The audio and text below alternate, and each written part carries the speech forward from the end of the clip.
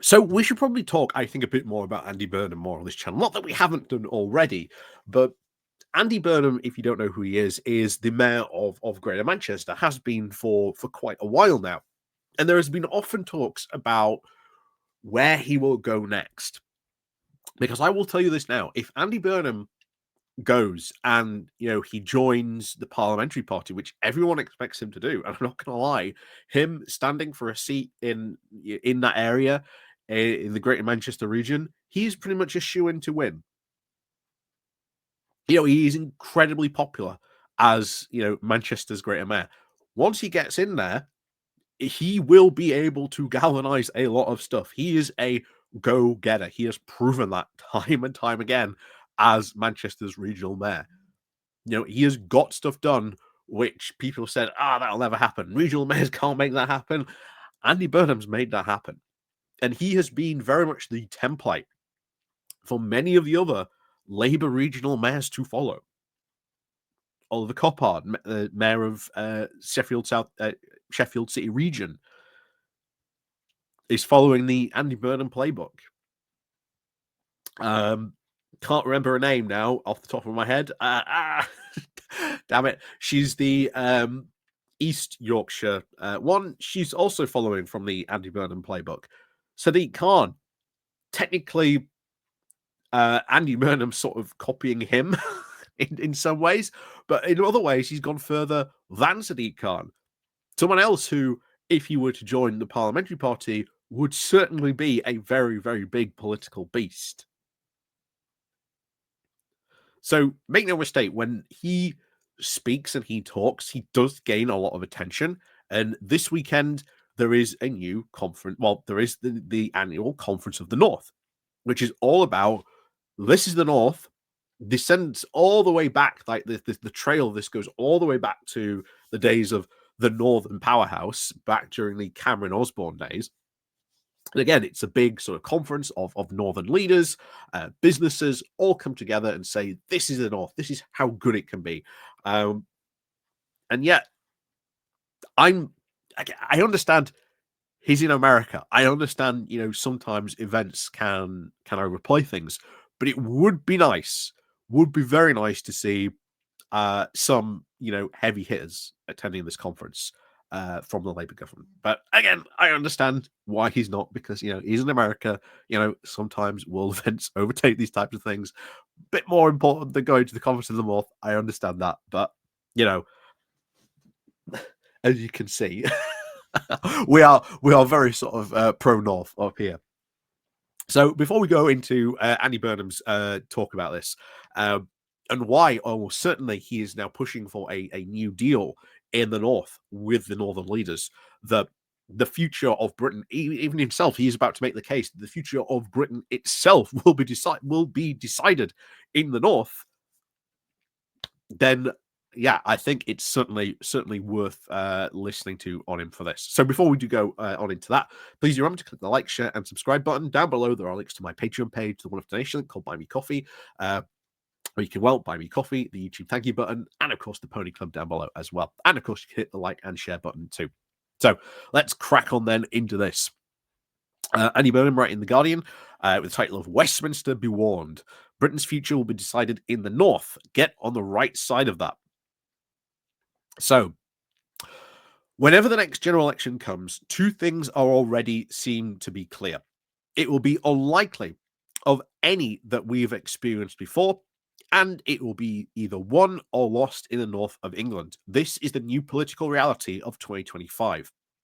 We need to face up fully to it now and start preparing the ground for a campaign that will not be a traditional choice from the lineup now of the main parties, but two fundamentally now different worldviews. The stakes are very extraordinarily high. The world is changing at a pace we have not experienced before. Again, very true indeed. Yet, UK politics still, at times, seems frustratingly now stuck in decades-old default positions. Going forward, a vision for growth based on London, Oxford, and Cambridge, quote, the Golden Triangle, and airport expansion in the southeast is only justifiable if balanced by a new deal for the north, one that offers at least a very equal economic ambition for social environmental renewal.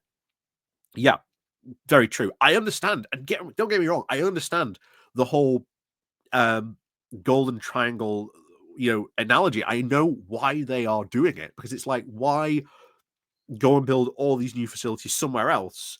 We've already got a good groundwork to build on. I understand that, but just because you get that down there in the south, what about the north? And we have said this time and time and time again that London is pretty much currently at the moment, when you look at it, it is the main economic engine that drives the rest of the country to the detriment of anywhere else. Anywhere else. Public transport in London, you don't even need a car. It's that good. You can go to a bus stop and you can pretty much guarantee 5-10 minutes later, a bus will turn up. Not the same everywhere else for even other cities in the north. So there needs to be a lot of stuff put forward, a lot of investment put forward for these places. We talked about very recently how Leeds, is considered, too rich to invest in, but it's too poor to succeed. You look at Sheffield, the stuff going on in Sheffield as well. Where's the investment for that? HS2 was going to be a big thing for Sheffield, for the north. It needs to have serious investment looked at this and done up here. You cannot just stick everything in the south and just expect it to go forward. Learn the lesson of what happened after Boris Johnson went, "We are going to level you up," and then did nothing. There's a lot of reason why he lost votes over it because of that. So back to this. By my reckoning, Labour mayors and ministers have just 3 months in which to write this new story for the North so it can be signed off at the spending review in June and delivered over the rest now in this Parliament. By the time the country goes to the next polls, we will need to be able to point to tangible results, tell compelling stories of how the second quarter of this century will be better than the false promise of the Northern Powerhouse and the levelling up in the first. Exactly. Northern Powerhouse and Leveling Up, two absolutely failed projects. Absolutely failed projects. They never happened. They were complete failures. But if you do, and you invest up in the north, that will bring huge, rebalancing on this. Rebalancing massively on this. But even our current government still doesn't want to do it, which is incredibly frustrating. This, of course, is a colossal challenge, but I am confident that we can rise to it. Starting today, with political business leaders now gathering in Preston for now the 6th convention of the North, my confidence now comes from the fact that the North is now already in a very unique position.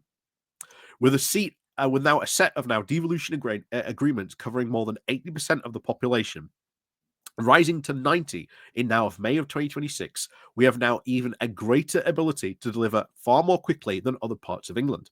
It is also based on that belief, for the first time in over 50 years, that there is now a credible path to the reindustrialization of the North. This fight is now coming, and it will not be won by pandering now to alternative worldviews, as the Conservative Party currently is doing. Instead, we must take it on directly.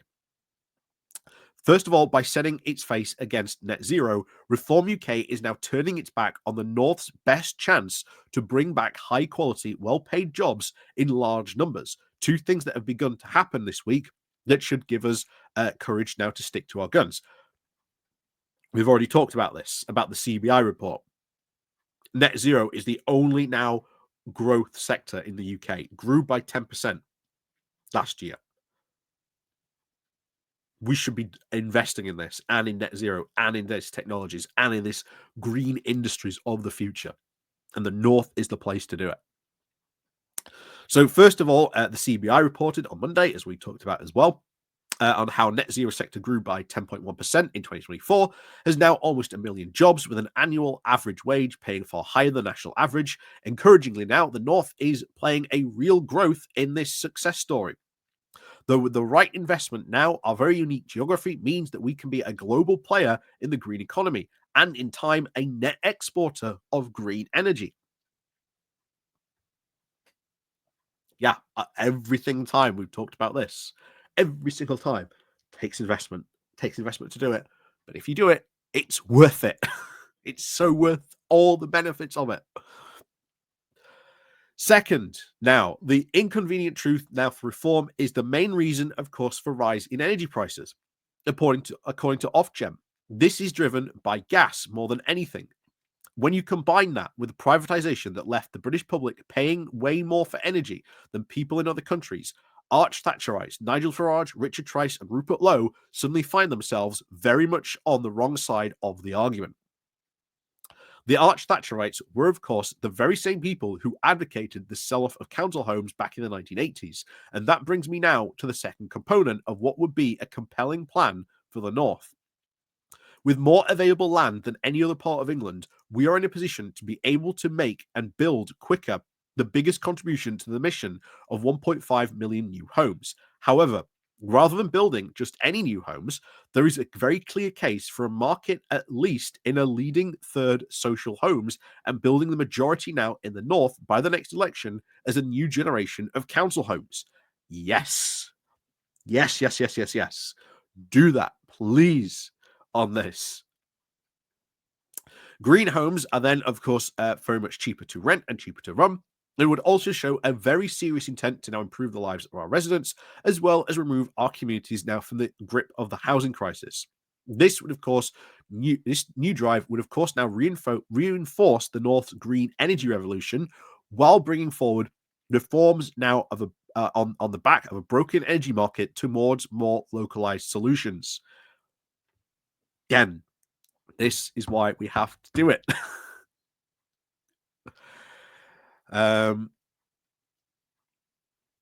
We would also open up now huge numbers of training opportunities for young people in communities that have suffered deindustrialization. This is now the vacuum left by an English education system that has been far too focused on the traditional university route. This is yet another Whitehall default setting that now must be changed. In Greater Manchester, 2/3 of young people don't take the university route. We need to do much better by them. Our Greater Manchester Ballaccurate is now based on this very sensible, very principle of two equal paths at 14 academic and one technical. This lays out a very clear path towards green construction and other priority sectors. If it is adopted across much of the North, it would need to change the perception that the left does not care about those who seek technical qualifications. Very true indeed. Very true indeed. That would be great. I've started hearing a lot about this as well, that this is something that they've been bringing in. You're seeing this being talked about now in Simca. Again, Oliver Coppard following this potentially as well. It's not there yet, but it could be. And that would be very interesting if he decides to follow that route as well. If you want to add a commitment to, of course, fix our broken transport system and, of course, build new rail infrastructure that we need, this new deal for the North can be made to now stack up. But at the Convention of the North, it will no doubt be made abundantly clear it will require Whitehall to focus on the North in a way that it never really has before. Time is short and we must do so now. I agree. Absolutely. There is and always has been a problem within Whitehall where it does not focus for some reason on the North. It seems to ignore the North in favor of building the South, whether it is because bias, because most people who work in Whitehall come from the South. Maybe that is why that bias takes place. But it needs to be really fundamentally changed. Massively so. Massively so. And don't get me wrong, I get the projects that have been announced. I understand, even though I gave a lot of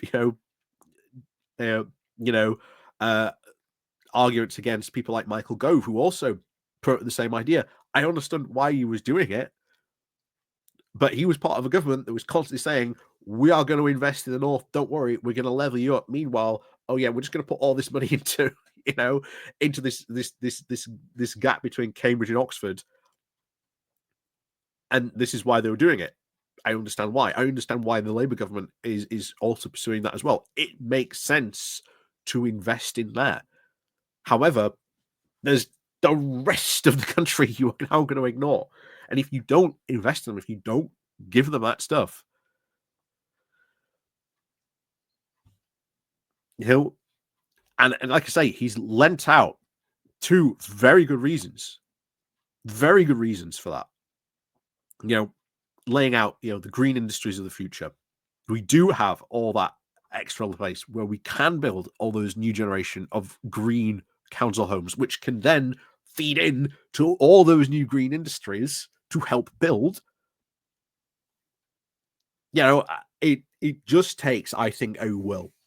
I think it takes a will and a drive to really do that. And it's how you do that and how you get that done. And it is people like Andy Burnham bringing this to the attention, pushing this to happen, because you cannot just focus on one area of country and just leave the rest to wither, because that has bad political outcomes, it has bad economic outcomes, it has bad social outcomes.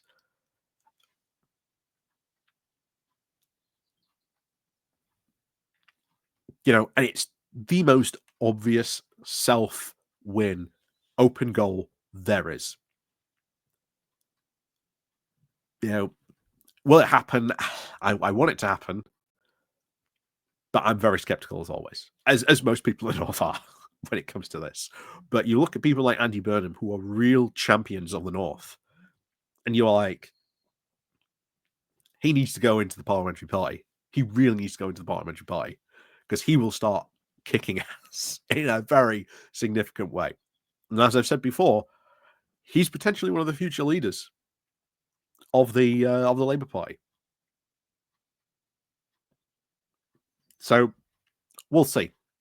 We'll see right there. But as always, thank you very much for watching. And of course, as always, links down below. Let me know what you think down below as well. And of course, as always, we'll see you all next time.